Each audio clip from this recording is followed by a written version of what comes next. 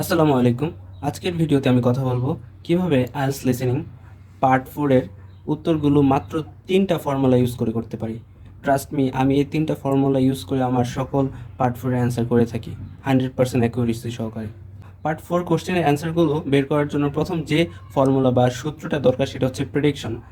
গ্যাফিল টাইপের সকল প্রশ্নে আমরা শুধুমাত্র এই প্রেডিকশন করে 80 to 90% কোশ্চেন আমরা সহজেই সলভ করতে পারি। উদাহরণ হিসেবে যদি বলি, যেমন এই প্রথম কোশ্চেনটা আছে হ্যাজ অ্যাপ্রক্সিমেটলি ড্যাশ স্পিকার্স। এখানে একটা অ্যাপ্রক্সিমেটলি মানে প্রায় বা একটা অনুমানের কথা বলেছে ড্যাশ স্পিকার্স, তার মানে এখানে একটা সংখ্যার কথা বলতে পারে বা এখানে একটা পরিমাণের কথা বলতে পারে। এভাবে আমরা প্রেডিক্ট করব। এখানে 10টা কোশ্চেনের মধ্যে 7 থেকে 8টা কোশ্চেনই আমরা সহজেই এই প্রেডিক্ট করে উত্তর করতে পারবো। এখন যদি কোনো একটা কোশ্চেন প্রেডিক্ট না করতে পারি তাহলে আমরা কী করব? তখন আমরা যাবো সেকেন্ড স্টেপে, সেটা হচ্ছে focus on before and after the gap. মানে আমরা যদি কোনো একটা পার্টিকুলার কোশ্চেন প্রেডিক্ট না করতে পারি তখন আমাদের উচিত হচ্ছে এই গ্যাপের আগের শব্দ এবং পরের শব্দের উপর ফোকাস রাখা, কারণ স্পিকার বেশিরভাগ সময় হয়তোবা গ্যাপের আগের শব্দটা বলে থাকে, নয়তোবা পরের শব্দটা বলে থাকে। তাই আমাদের আগের এবং পরের শব্দ দেখে আমাদের মাথায় রাখতে হবে আসলে কখন বলে। এখন অনেক সময় দেখা যায় আমরা প্রেডিক্ট করতেও পারি না, আমাদের হয়তো বা ভোকেপে প্রবলেম।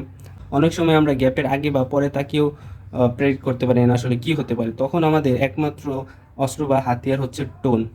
জানি এই জিনিসটা লিগালি অ্যাপ্রুভেবল না, বাট আমি মনে করি কেউ যদি যাদের হচ্ছে এই 10-এর মধ্যে 7 থেকে 8টা হলেই তারা খুশি থাকে, তাদের জন্য বলবো টোনটা খুবই গুরুত্বপূর্ণ। ধরেন আপনি প্রেডিক্টও করতে পারছেন না বা বিফোর এবং আফটারে তাকিয়ে, গ্যাপের বিফোর এবং আফটারে তাকিয়ে আপনি বুঝতেও পারতেছেন না কী হতে পারে, তখন আপনার যে জিনিসটা খেয়াল রাখতে হবে সেটা হচ্ছে টোনের উপর।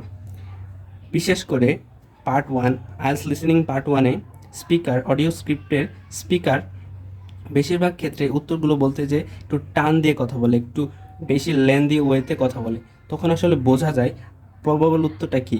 বেশিরভাগ ক্ষেত্রে এখানে 10টা কোশ্চেনের মধ্যে দেখা যাবে 6 থেকে 7টা কোশ্চেনে যখন অ্যান্সার বলবে তখন একটু বেশি টান দিয়ে কথা বলবে, বেশি এমফেসাইজ করবে, স্ট্রেস দিবে। সো এই স্ট্রেসগুলো আমাদের ধরতে হবে।